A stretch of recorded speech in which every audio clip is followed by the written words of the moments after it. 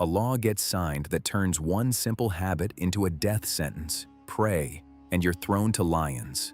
An old man knows it's official, and he still drops to his knees anyway. So what happens when conscience won't bend, but the empire won't budge? The empire runs on structure, layers of officials, sealed documents, and rules that move faster than mercy. A new king organizes everything, 120 local rulers, and above them, 3 high officials to keep order. And among them stands Daniel, steady, experienced, quietly trusted, which is exactly what makes him dangerous to jealous men. Daniel isn't rising because he's loud, he's rising because he's faithful in the small things. The king notices an excellent spirit in him, the kind you can't fake in public service. Soon the plan forms: elevate Daniel over the whole kingdom. And the moment that idea spreads, the room shifts, because promotion always exposes what people really want. The officials begin hunting for dirt, corruption, negligence, anything. They comb through decisions, ledgers, testimonies, and routines. But Daniel's life gives them nothing to grab. No bribery, no shortcuts, no hidden scandal. And that's when the attack turns colder. Because when integrity blocks the obvious doors, people start targeting your devotion. They say it out loud. The only way to trap him is through the law of his God, not his work, not his ethics, his worship. So they design a rule that sounds like loyalty and feels like unity. 30 days where every request must go to the king alone. And tucked inside that polished language is the real blade, lions for anyone who refuses. They present it as wisdom, an empire-wide pause where the king becomes the single point of petition. The chief official speaks smoothly, surrounded by nodding faces. It flatters the throne, and it pressures the king at the same time.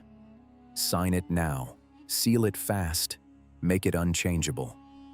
And with one impression of a ring, power becomes a trap, even for the man wearing the crown. In this system, once a decree is signed, it's treated like stone.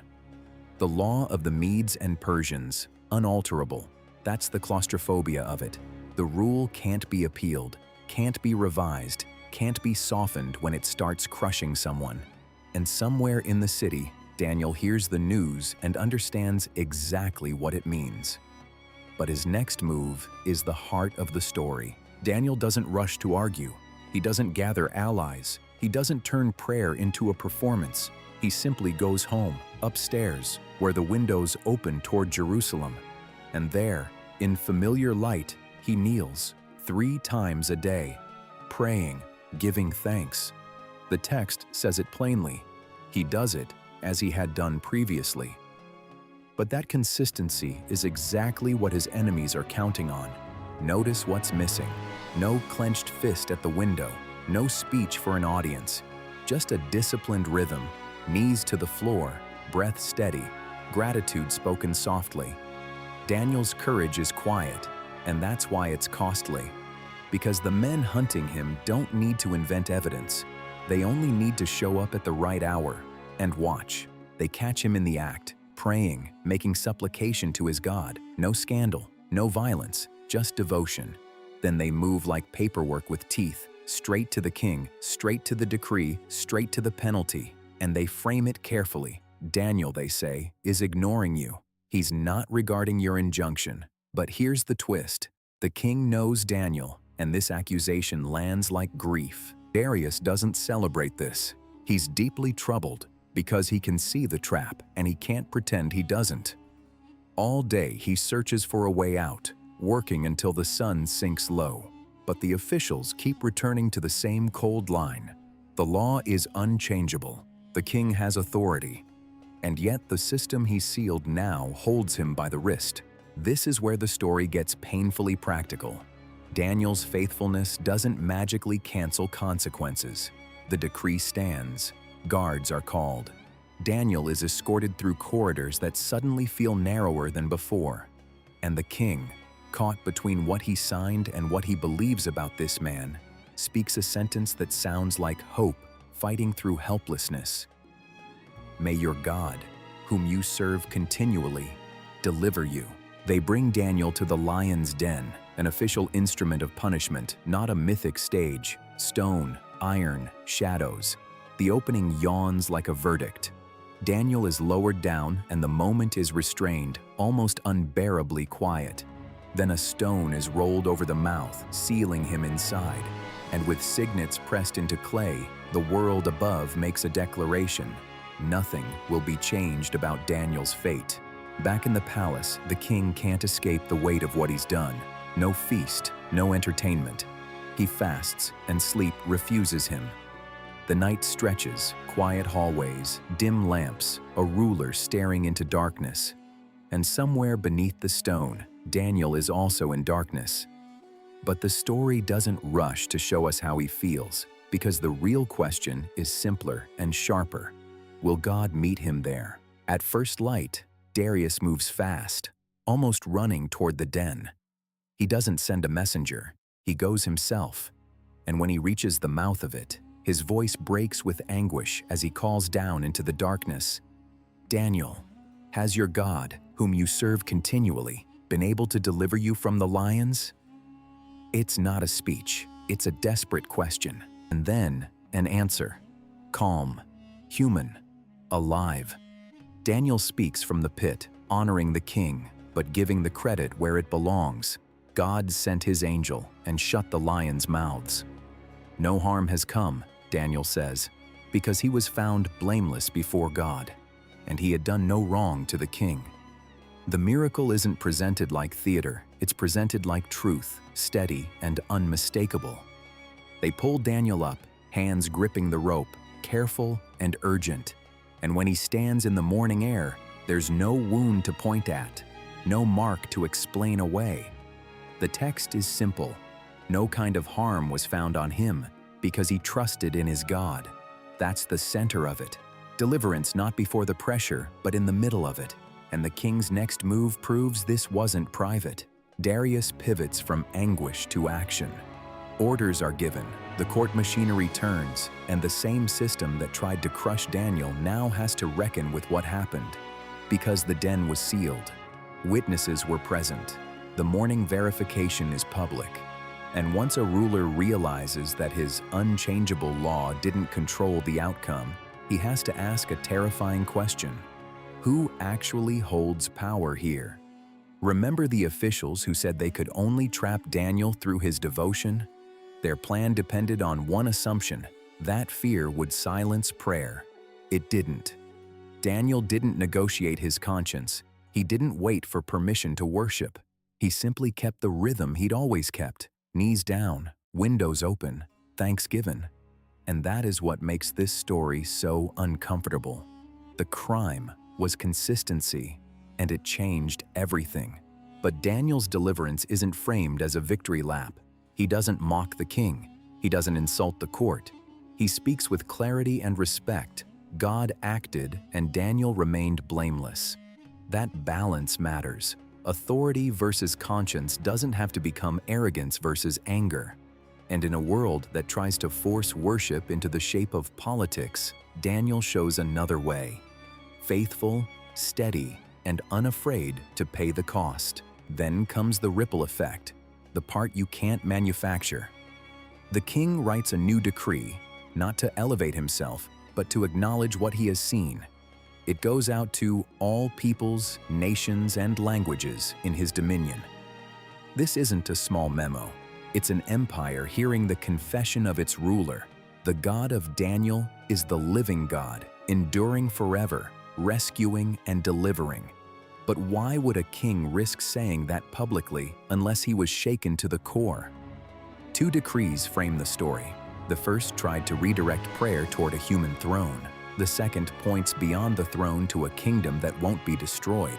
And right in the middle is a sealed stone, meant to make Daniel's fate irreversible, turned into a witness that God can intervene where humans have no lever left to pull.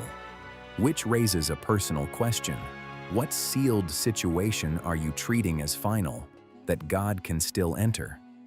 Daniel's story doesn't end with a dramatic exit from public life.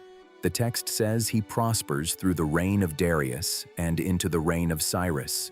In other words, The same steady man keeps walking forward, still serving, still praying, still living with integrity inside complicated systems. That may be the most challenging part. The miracle is real, but so is the long obedience afterward.